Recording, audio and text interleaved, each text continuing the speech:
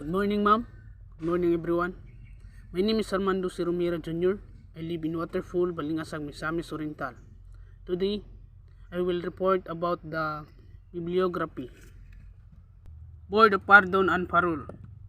The administrative arms of the President of the Philippines in the exercise of his constitutional powers to grant pardon. For example, in the reigns under the President Duterte of to whom be our next president, he or she has the power to grant parole to the inmates individuals. Carpeta refers to the institutional records of an inmate with consent of his mintimos of commitment, order issues by the court after convictions, the prosecutors, informations and the decisions of the trial court and appellate court. Means a files folders or an inmates, it is either physically or in a computer's based systems that contains all the records informations and the executions of jury. Overall, it is a files. Collaborative justice. It is a unique and promising approach to criminal justice that seeks to work toward more effective resolutions of this problem. It is a service that monitors and focus or recovery of the sewers. The exercise these collaborations to reduce residents and improve offenders outcomes. Example, who can be benefit returns minors in a child welfare with mental health issues and drugs issues. Commutations of sentence. The reductions of sentence for a criminal act by acting of the exclusive head of the government.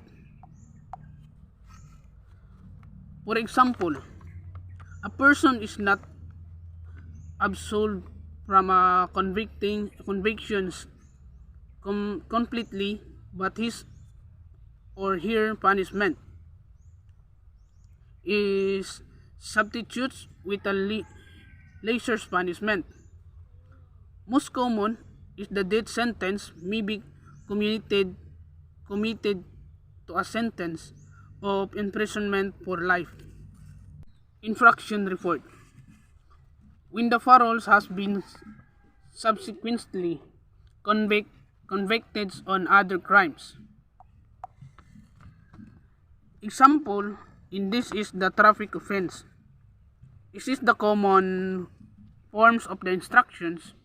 He or she is convicted because of the violations he or she have done. Exclusive clemency. Constitutional power vested to the President to grant repetitive commutations and pardons and remit fines and forfeitures after convictions by final judgment. It is rules and regulations of the Board of Pardons and Paroles exercise by the power of the President to grant and give final judgments to all offenders. Probation officer means one who investigate for the court of referrals for provisions of supervised probationers or both. For example, these persons appointed to supervise offenders who are on probations. At the times, he or she saw the probation officers the appellant was still seeking to suggest that the victim was a consisting party. Probationer means a person's placed on the probations. Example in this is the evaluations of officers and field level was also discussed in the court trial. Parole. It is a conditional pardons. It is refers to the conventional release of unoffenders forms correctional institutions after he serves the minimum terms of his prison sentence.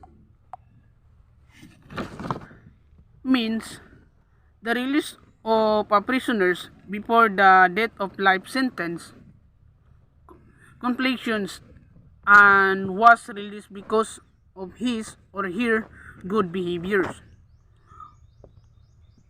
Procreated inside the jail during his or her imprisonment. Indeterminate sentence. It is a sentence with a minimum terms and a maximum benefit of a guilty person who is not disqualified. Therefore, when the maximum penalty of him imprisonment exceed 1 year. This sentence has a minimum range of years. For example, the offenders given as 70 to 20 years of imprisonment